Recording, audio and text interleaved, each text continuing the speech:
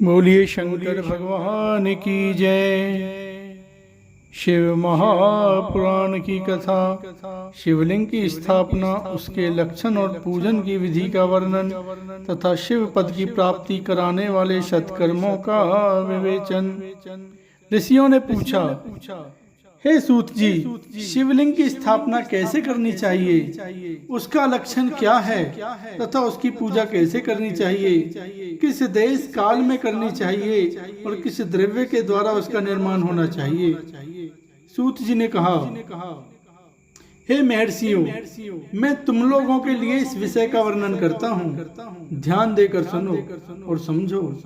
अनुकूल एवं शुभ समय में किसी पवित्र तीर्थ में, नदी आदि के तट पर अपनी रुचि के अनुसार ऐसी जगह शिवलिंग की स्थापना करनी चाहिए जहाँ नित्य पूजन हो सके। पार्थिव द्रव्य से, जल में द्रव्य से अथवा तेजस पदार्थ से अपनी रुचि के अनुसार कल्पोक्त लक्षणों से युक्त शिवलिंग का निर्माण करके उसकी पूजा करने से उपासक को उस पूजन का पूरा फल प्राप्त होता है। संपूर्ण शुभ लक्षणों से युक्त शिवलिंग की यदि पूजा की जाए तो वह तत्काल पूजा का फल देने वाला होता है। यदि चल प्रतिष्ठा करनी हो तो इसके लिए छोटा सा शिवलिंग अथवा विग्रह श्रेष्ठ माना जाता है, और यदि अचल प्रतिष्ठा करनी हो तो स्थूल शिवलिंग अथवा विग्रह अच्छा माना गया है। उत्तम लक्षणों से युक्त शिवलिंग की पीठ सहित स्थापना करनी चाहिए। शिवलिंग का पीठ मंडलाकार, गोल, चौकोर, त्रिकोण अथवा खाट के पाए की भांति ऊपर नीचे मोटा और बीच में पतला होना चाहिए। ऐसा लिंग महान फल देने वाला होता है। पहले मिट्टी से, प्रस्तर आदि से अथवा लोहे आदि से शिवलिंग का निर्माण करना चाहिए। जिस द्रव्य से शिवलिंग का निर्माण हो उसी से उसका पीठ भी बनाना चाहिए। यही स्थावर अचल प्रतिष्ठा वाले शिवलिंग की विशेष बात है। चर प्रतिष्ठा वाले शिवलिंग में भी लिंग और पीठ का एक ही उपादान होना चाहिए, किंतु बाण लिंग के लिए यह नियम नहीं है। लिंग की लंबाई निर्माणकर्ता या स्थापना करने वाले यजमान के 12 अंगुल के बराबर होनी चाहिए। ऐसे ही शिवलिंग को उत्तम कहा गया है। इससे कम लंबाई हो तो फल में कमी आ जाती है, अधिक हो तो कोई दोष की बात नहीं है। चरलिंग में भी वैसा ही नियम है। उसकी लंबाई कम से कम कर्ता के 1 अंगुल के बराबर होनी चाहिए। उससे छोटा होने पर अल्प फल मिलता है, किंतु उससे अधिक होना दोष की बात नहीं है।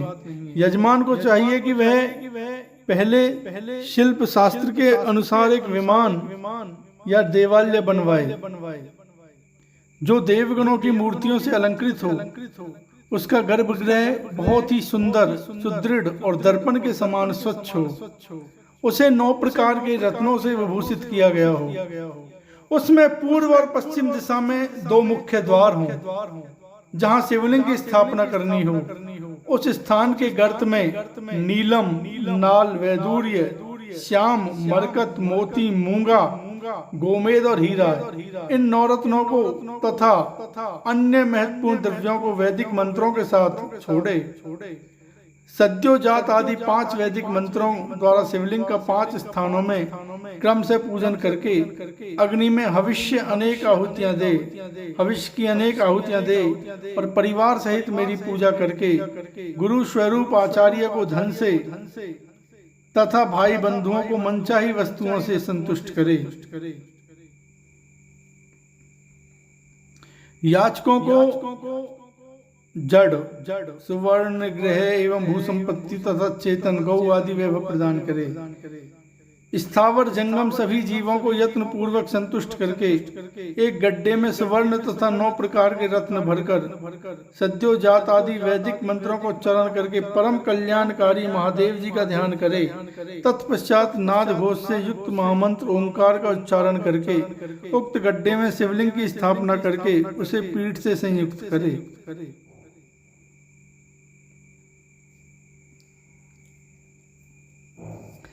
इस प्रकार पीठ युक्त लिंग की स्थापना करके उसे नित्य लेप से जोड़कर स्थिर करे। इसी प्रकार वहाँ परम सुंदर मूर्ति की भी स्थापना करनी चाहिए।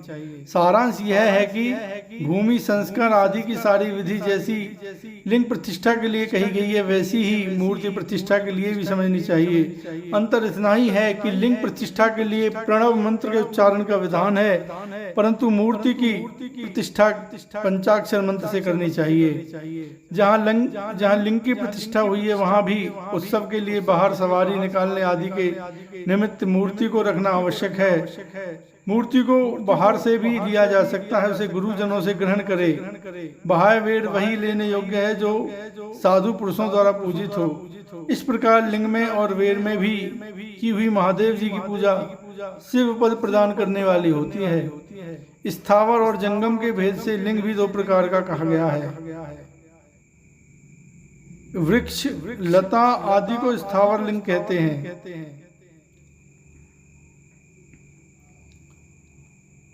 और कृमि, कीट आदि को जंगम लिंग कहते हैं।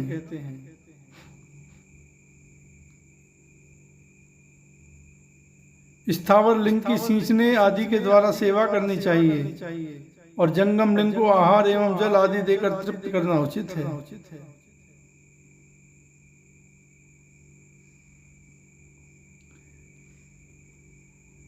उन स्थावर जंगम जीवों को सुख पहुंचाने में अनुरुक्त होना भगवान शिव का पूजन है, ऐसा विद्वान पुरुष मानते हैं। यूं चराचर जीवों को ही भगवान शंकर के प्रतीक मानकर उनका पूजन करना चाहिए। इस तरह महालिंग की स्थापना करके विविध उपचारों द्वारा उसका पूजन करे। अपनी शक्ति के अनुसार नित्य पूजा करनी चाहिए तथा देवालय के पास ध्वजारोपण आदि करना चाहिए। शिवलिंग साक्षात शिव का पद प्रदान करने वाला है, अथवा चरलिंग में षोडशोपचारों द्वारा यथोचित रीति से क्रम से पूजन करे। यह पूजन भी शिव पद प्रदान करने वाला है। आवाहन, आसन, अर्घ्य, पाद्य, पाद्यांग, आचमन, अभ्यंग पूर्वक स्नान, वस्त्र एवं यज्ञोपवीत, गंध, पुष्प, धूप, दीप, नैवेद्य, तांबूल समर्पण, नीराजन, नमस्कार और विसर्जन, ये 16 उपचार हैं। 16 उपचार कौन कौन से हैं दोबारा सुन लीजिए। आवाहन, आसन, अर्घ्य, पाद्य, पाद्यांग, आचमन, अभ्यंग पूर्वक स्नान, वस्त्र एवं यज्ञोपवीत, गंध, पुष्प, धूप, दीप, नैवेद्य, तांबूल समर्पण, नीराजन, नमस्कार और विसर्जन, ये 16 उपचार हैं। अथवा अर्घ से लेकर नैवेद्य तक विधिवत पूजन करे।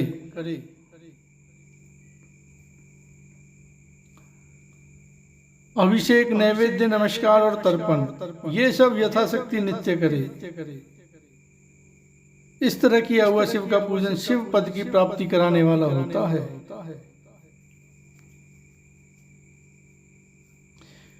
अथवा किसी मनुष्य के द्वारा स्थापित शिवलिंग में, ऋषियों द्वारा स्थापित शिवलिंग में, देवताओं द्वारा स्थापित शिवलिंग में, अपने आप प्रकट हुए स्वयंभू लिंग में तथा अपने द्वारा नूतन स्थापित हुए शिवलिंग में भी उपचार समर्पण पूर्वक जैसे तैसे पूजन करने से या पूजन की सामग्री देने से भी मनुष्य ऊपर जो कुछ कहा गया वह सारा फल प्राप्त कर लेता है। क्रम से परिक्रमा और नमस्कार करने से भी शिवलिंग शिव पद की प्राप्ति कराने वाला होता है। यदि नियम पूर्वक शिवलिंग का दर्शन मात्र कर लिया जाए तो वह भी कल्याणप्रद होता है। मिट्टी, आटा, गाय के गोबर, फूल, कनेर, पुष्प, फल, गुड़, मक्खन, भस्म अथवा अन्न से भी अपनी रुचि के अनुसार शिवलिंग बनाकर तदनुसार उसका पूजन करे। अथवा प्रतिदिन 10,000 प्रणव मंत्र का जप करे अथवा दोनों संध्याओं के समय 1,000 प्रणव का जप किया करे। यह क्रम भी शिव पद की प्राप्ति कराने वाला है, ऐसा जानना चाहिए। जप काल में मकारांत प्रणव का उच्चारण मन की शुद्धि करने वाला होता है। समाधि में मानसिक जप का विधान है तथा अन्य सब समय भी उपांशु जप ही करना चाहिए।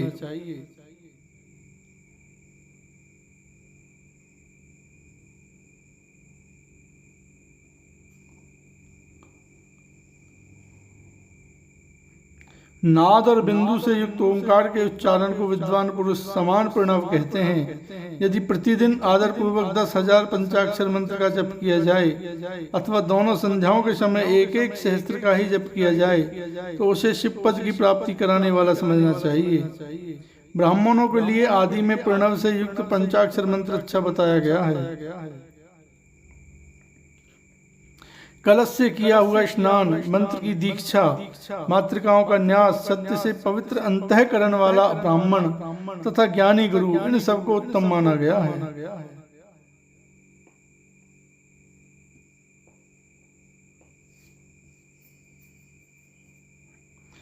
दिवजों के लिए नमः शिवाय के उच्चारण का विधान है। द्विजेतरों के लिए अंत में नमः पद के प्रयोग की विधि है, अर्थात वे शिवाय नमः इस मंत्र का उच्चारण करें। स्त्रियों के लिए भी कहीं कहीं विधि पूर्वक नमो अंत उच्चारण का विधान है, अर्थात वे भी शिवाय नमः का ही जप करें। कोई ऋषि ब्राह्मण की स्त्रियों के लिए नमः पूर्वक शिवाय के जप की अनुमति देते हैं, अर्थात वे नमः शिवाय का जप करें।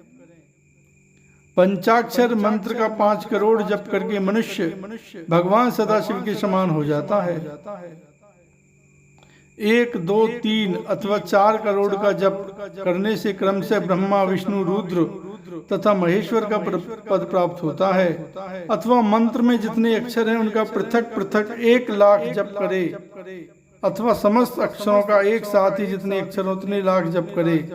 इस तरह के जप को शिव पद की प्राप्ति कराने वाला समझना चाहिए। यदि 1000 दिनों में प्रतिदिन 1000 जप के क्रम से पंचाक्षर मंत्र का 10 लाख जप पूरा कर लिया जाए और प्रतिदिन ब्राह्मण भोजन कराया जाए तो उस मंत्र से अभिष्ट कार्य की सिद्धि होने लगती है। ब्राह्मण को चाहिए कि वे प्रतिदिन प्रातः काल 1008 बार गायत्री का जप करे। ऐसा होने पर गायत्री क्रम से शिव का पद प्रदान करने वाली होती है। वेद मंत्रों और वैदिक सूक्तों का भी नियम पूर्वक जप करना चाहिए। वेदों का पारायण भी शिव पद की प्राप्ति कराने वाला है, ऐसा जानना चाहिए। अन्य जो बहुत से मंत्र हैं उनका भी जितने अक्षर हैं उतने लाख जप करें। इस प्रकार जो यथाशक्ति जप करता है वह क्रमशः शिव पद प्राप्त कर लेता है।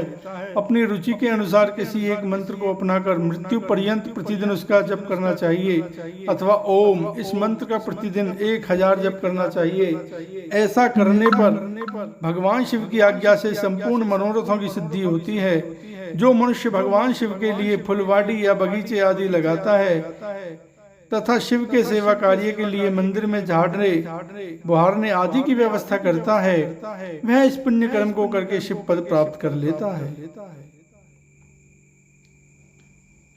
भगवान शिव के जो काशी आदि क्षेत्र हैं उनमें भक्ति पूर्वक नित्य निवास करे, वह जड़ चेतन सभी को भोग और मोक्ष देने वाला होता है। अतः विद्वान पुरुष को भगवान शिव के क्षेत्र में आमरण निवास करना चाहिए। पुण्य क्षेत्र में स्थित बावड़ी, कुआं और पोखरे आदि को शिव गंगा समझना चाहिए। भगवान शिव का ऐसा ही वचन है, वहाँ स्नान, दान और जप करके मनुष्य भगवान शिव को प्राप्त कर लेता है।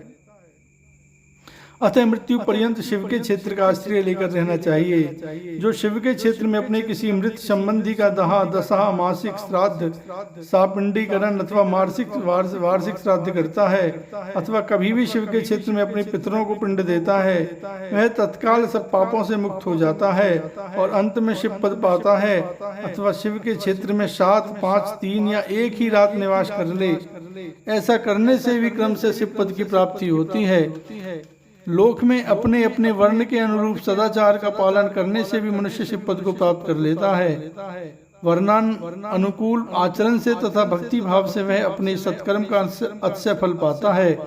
कामना पूर्वक किए हुए अपने कर्म के अभीष्ट फल को शीघ्र ही पार लेता है।